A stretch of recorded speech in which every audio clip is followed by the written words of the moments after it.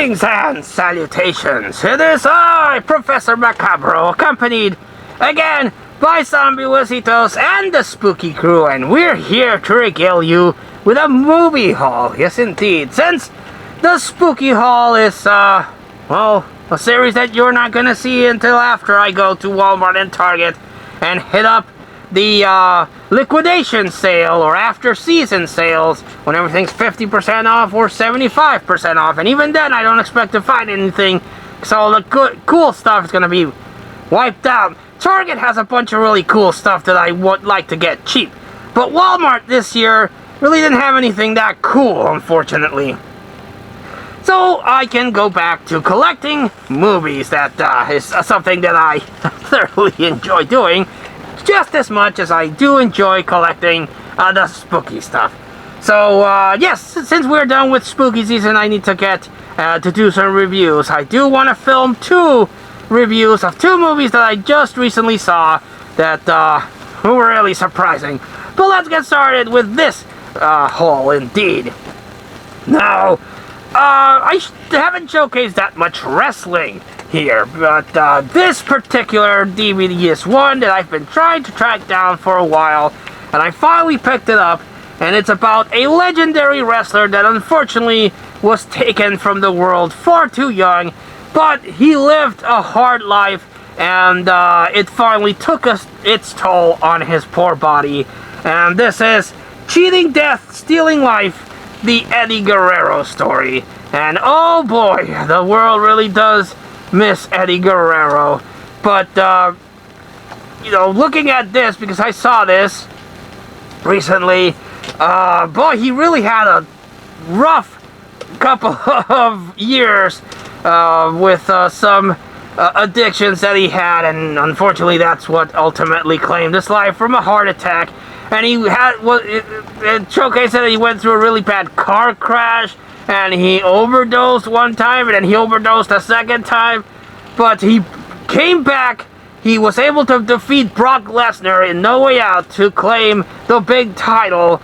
And that's, you know, when they released this thing after he defended the title against Kurt Angle in WrestleMania 20.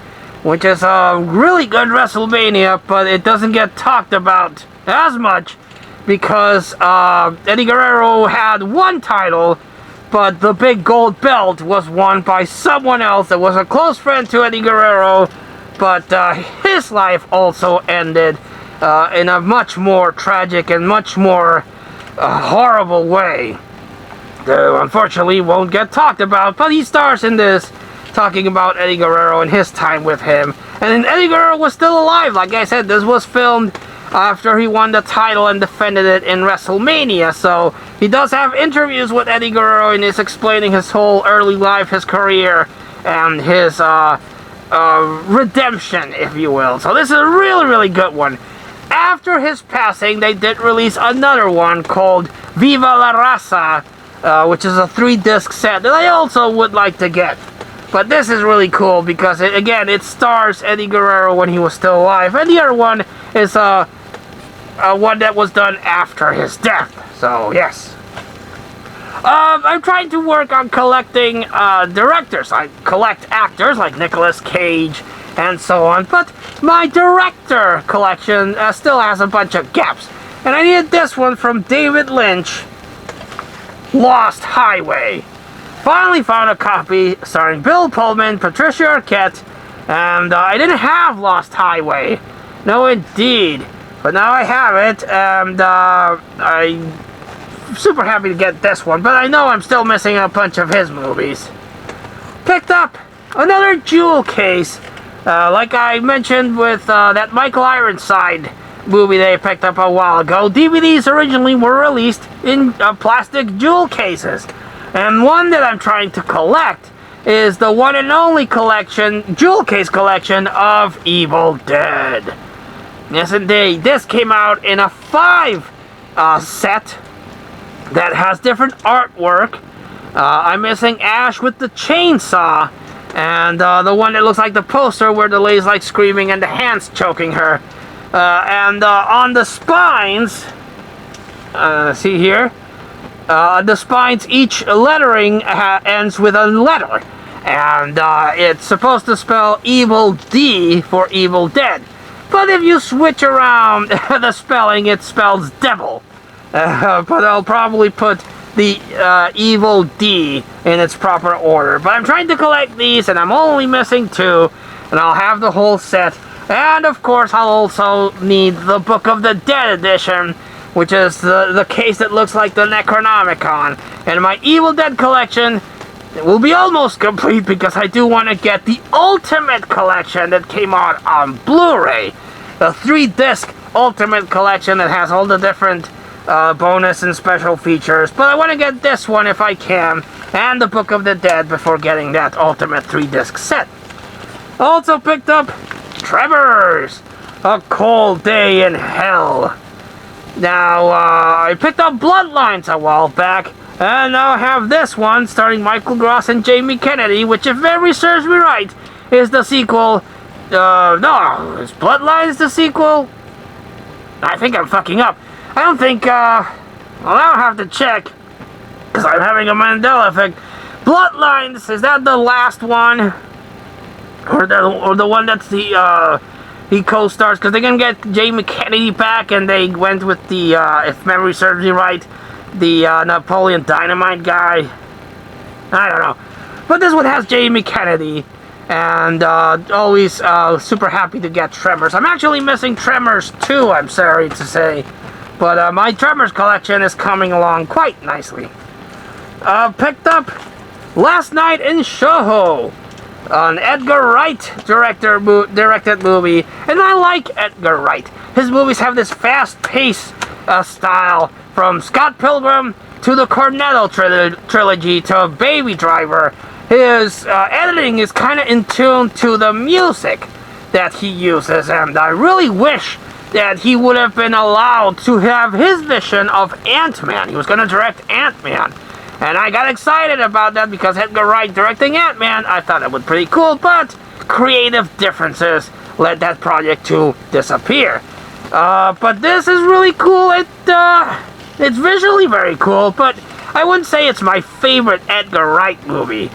Cool music, cool editing, cool stuff, but it doesn't feel like it has that kinetic style that I've enjoyed from previous of his movies. But still pretty good movie, highly recommend it, but to me personally, it doesn't have the same flair, if that makes sense. My friend Pat of Half Cheetah Will View will like this because he collects IFC movies. And I need to collect and beef up my Wild Eye collection and my IFC. But I was able to find 2 IFCs. IFC Midnight, The Pack, which looks to be about these wolves that are attacking people, or dogs, I don't know. It says bloodthirsty wild dogs. I thought it was wolf, but no, just dogs. And I actually have a couple of movies that have the same premise. There's this one with a wild dog island called The Pack. No, is it called The Pack? No, it's not called The Pack. It's called something else, I forget. But yes, this is about wild dogs that are kind of like Cujo, but in a pack. But this is IFC Midnight, The Pack. And I picked up this other one, IFC Midnight Asmodexia. Kind of hard to pronounce that. And this one is about an exorcism. But yes, 2 IFC Midnights. I thought that was pretty cool. I mentioned that I'm a big defender of the Resident Evil series. I like Resident Evil, the first one, with Mila Jovovich. Badass soundtrack with Marilyn Manson doing the work there. It's not faithful to the video game, and I am curious to peek into the multiverse and see how the George A. Romero Resident Evil directed movie would have turned out. He was actually tapped to work on that before it was given to someone else. And Resident Evil Apocalypse was really cool. The Mad Max one was pretty cool. And that's when it takes a deviation because the timeline gets all messed up. But I still found them enjoyable.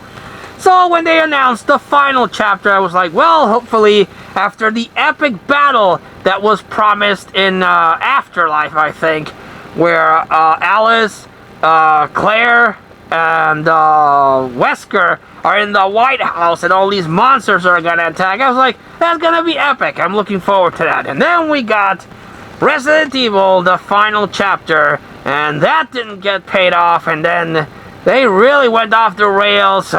And this movie is not only badly edited, but this makes not a lick of sense. They pull out plot threads from their ass, and they robbed us of the epic battle. And I said that this is the one movie in my collection that I wasn't running to get unless I found it cheap, and I found it cheap, and I bought it. But this is not a good send-off to the Resident Evil movies, which again, up to that point, I had enjoyed.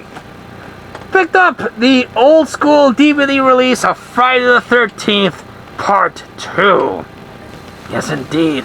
I wasn't planning on getting these old school DVD releases, but I did have my favorite one, the final chapter. I picked up New Blood a while back, and I came across this one, and I was like, well, I'm going to get it, because I own the deluxe versions, but this I thought was pretty cool to get, and I would like to one day own the Blu-ray box set.